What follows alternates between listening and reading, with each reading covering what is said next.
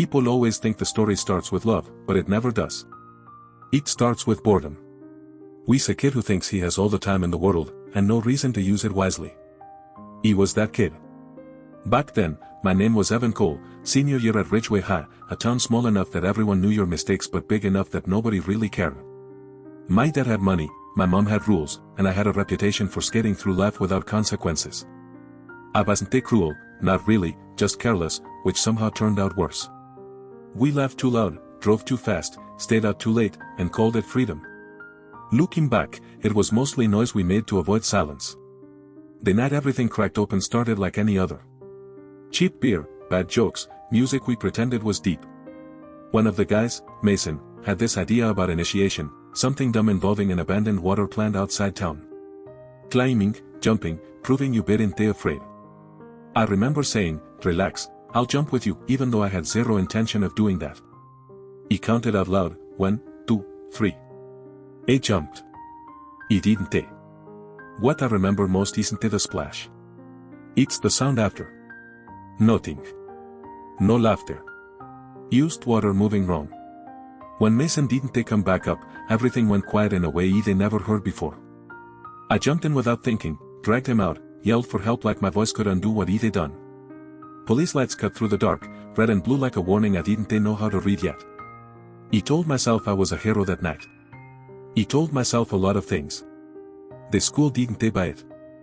They called it community service, but it was really a slow dismantling of who I thought I was. Saturdays cleaning floors, tutoring kids who didn't need my attitude, and worst of all, mandatory participation in the spring theater program. That's where Lila Monroe comes in. Lila didn't belong to my world. She wore sweaters that looked borrowed from another decade, spoke softly like she wasn't fighting to be heard, and somehow managed to make the hallway feel calmer just by walking through it.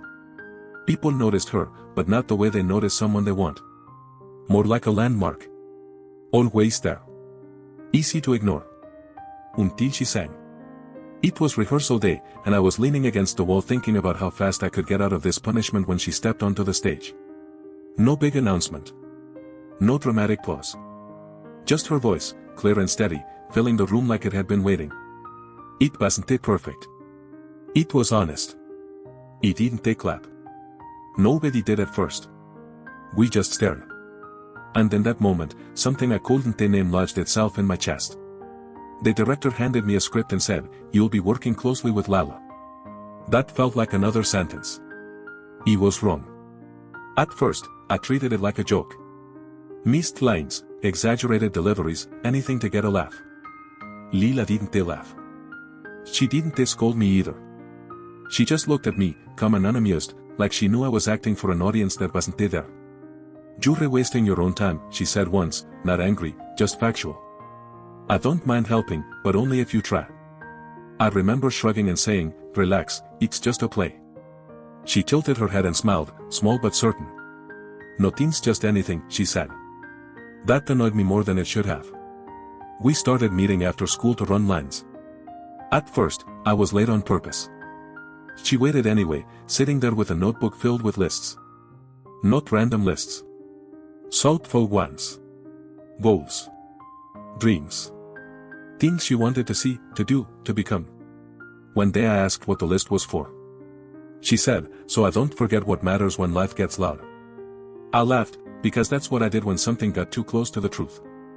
But it is the thing. Somewhere between rehearsals and tutoring sessions, between awkward silences and shared rides home, I stopped pretending. He noticed how she counted steps when she walked, how she looked at the sky like it might. And swayed her back, how she listened when people spoke, really listened, like their words were fragile things. And I started changing, quietly, without permission. He stopped going out as much. Stopped laughing at jokes that weren't funny. My friends noticed. Especially Ryan, my oldest friend, who cornered me one afternoon and said, "Man, you're reacting like you care about stuff now. What happened to you?"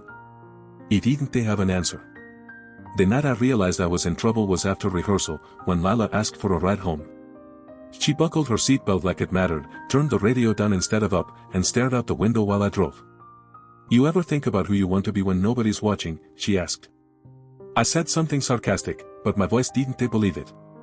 She smiled, and for a second, the car felt too small for everything I was feeling. That's when she made me promise. No falling in love, she said lightly, like it was a joke. Deal, I said too fast. We both knew I was lying. Because love doesn't announce itself. It sneaks in while you're busy becoming someone else. And the thing is, he still thought I had time. I didn't realize how much it changed until someone tried to pull me back to who I used to be. It happened on a Thursday afternoon, the kind that smells like chalk dust and burnt coffee, when Ryan and a few others were leaning against their cars in the parking lot, laughing too loudly, daring each other into the weekend. Ryan waved me over like everything was normal, like I hadn't been disappearing on them piece by piece. Where you been, man, he said, grinning. You join a cult or something? He almost said yes, because in a way I had. They joined this quiet religion where showing up mattered, where listening counted, where promises didn't punchlines. Instead, I shrugged and said, busy. Ryan's smile slipped. Busy doing what? I thought of Lila sitting in the auditorium, script balanced on her knees, waiting even when she pretended she wasn't there. He thought of the way she said my name, like it wasn't disposable. Life, I said. They laughed, but it wasn't the same laugh anymore. It had teeth in it. And I understood then that growing up didn't always look like progress to the people who liked you broken. That night, rehearsal ran late. The janitor flicked the lights on and off as a warning, and Lila packed her bag carefully, like every movement mattered. We walked out together, the air cool and sharp, the kind that makes you feel awake whether you want to or not. Can I ask you something, I said, trying to sound casual and failing. She nodded. Why me, I asked. You could be worked with anyone. She didn't answer right away. She unlocked her bag, adjusted the seat, then finally looked at me. Because you're trying, she said. Even when you pretend you're not. That hit harder than any insult ever had. We started spending more time together after that.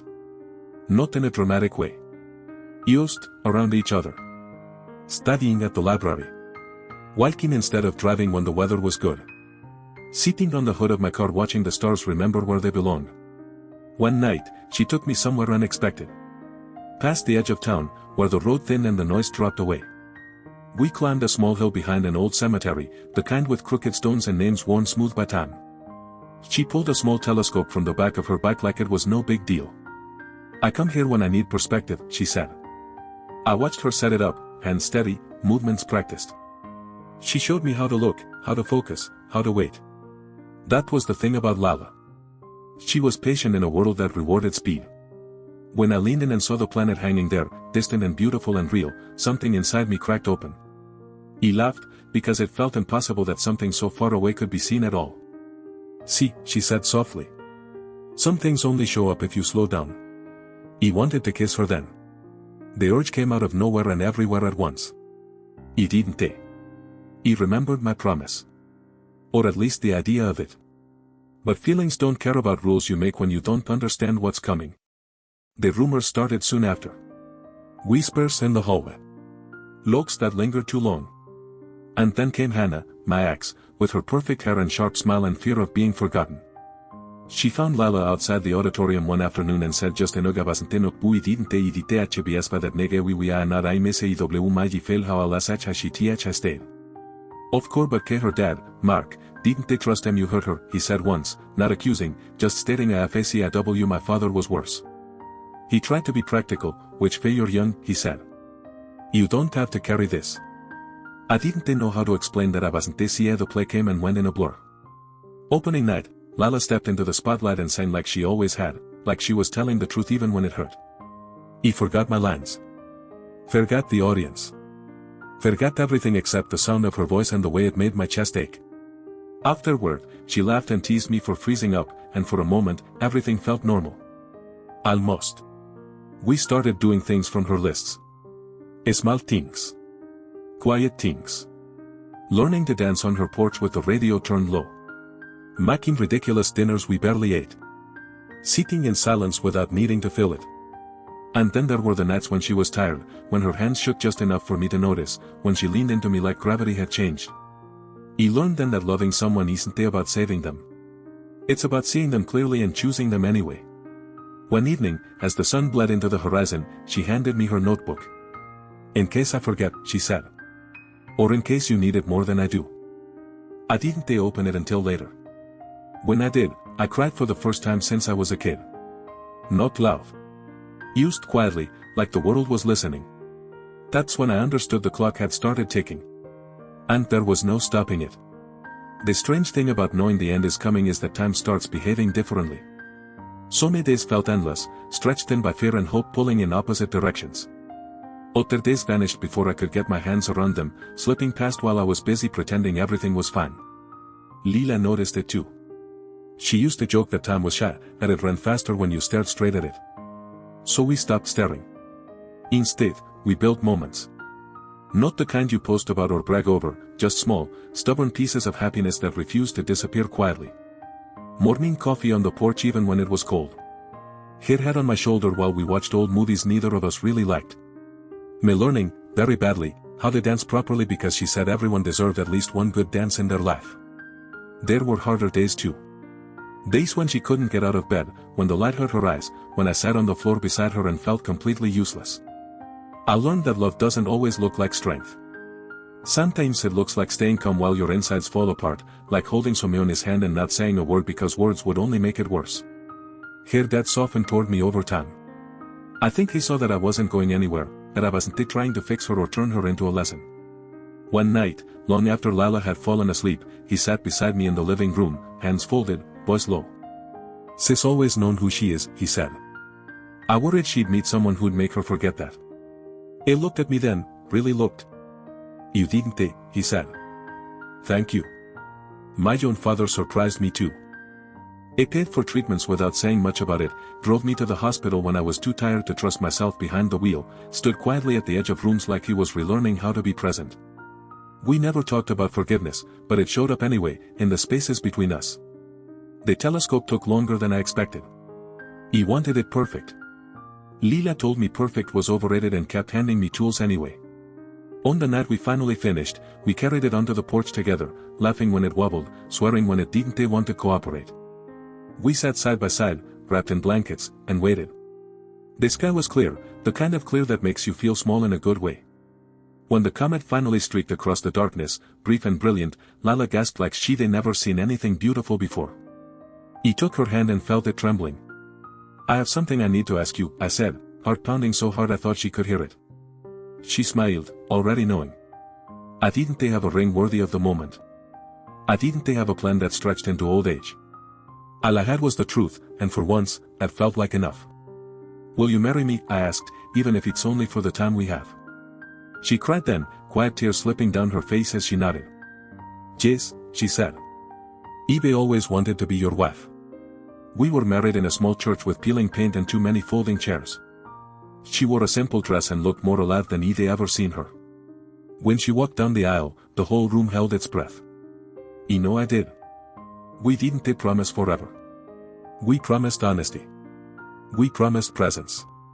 We promised to love each other without pretending we controlled the ending. That summer was the happiest and hardest of my life. When she left, it wasn't that dramatic.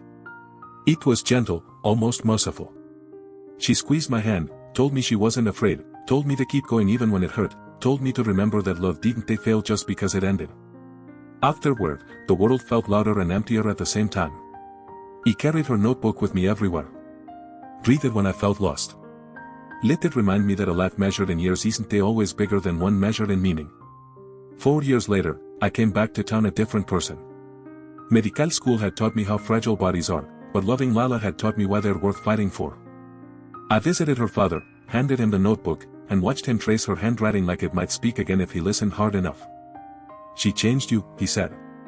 He nodded. She saved me. He smiled softly.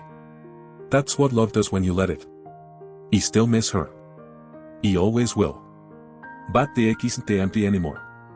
It's full of her laughter, her patience, her quiet insistence that nothing is just anything. And that's the miracle people talk about. Not that she lived longer than expected, but that she taught all of us how to live more honestly while we're here. If Jube stayed with me through this story, thank you. Someone in your life changed you like this, tell me about them in the comments. This story moved you, share it with someone who needs it. And if you believe love can make us grow up without hardening us, let me know. Thanks for listening.